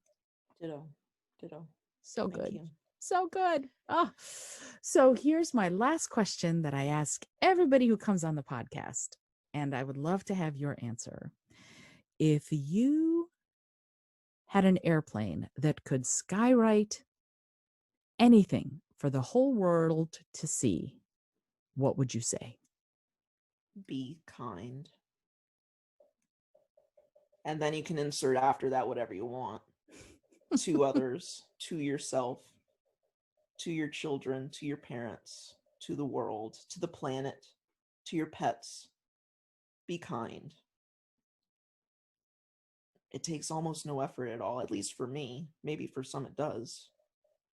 But it takes far less effort to be kind. And you get so much more good stuff back than with anything else. Just be kind. I love that. And do you want to know partially why I love that? Why I love that is because I would expect no different from you. But here is the interesting thing to me about that and our mutual admiration society. No, it's not a bad thing at all. So a few weeks ago, Jennifer Ashley Tepper, who's a Broadway producer, was on the show, and I asked her the question, and she gave me her answer, and then she said, "But Isolde, what would you say?" And I went, no one's ever asked me that. And in all of these interviews, no one's ever asked me that. And would you like to know what I said? I would love to. I said, be kind. No freaking way. Absolutely. That was my answer. God. That exactly was my answer. Be kind. So when you said it, I'm like, of course that's what she said. I'm not at all surprised. So yeah, wow. that was my answer to that question. Like with not thinking about it, that was my answer. And I said something like, be kind. And if I had a second one, I would say, leave it better than you found it. But the first one was be kind. And again, like you said, to animals, to people, to the earth, to the planet, to yourself. That's such an important aspect of all of this. And I think it's a perfect place for us to end this. And I think of all of my things, I think I've just figured out how I'm going to start ending every episode with just those two little words. Be kind. That's it. Perfect. I love it. Thank you again, Marjorie. I really appreciate you being here. And I hope I will absolutely put all of the various social media into the show notes. Find Queer and Woo on Instagram. Find A Sustainable Mind. Find Marjorie. She's obviously you've heard for yourself what an incredible person she is. If you are liking what you're hearing, please leave a review for the show where you listen, whether it's Apple, Google, Stitcher, any other place. Leave a review, comment, and let me know what you're thinking about and how you want to bring that kind of sense of self-worth and sense of creativity and innovation into your life. Until next time, this is Isolde Trachtenberg for the Innovative Mindset Podcast, and I will leave you with those two little words, be kind.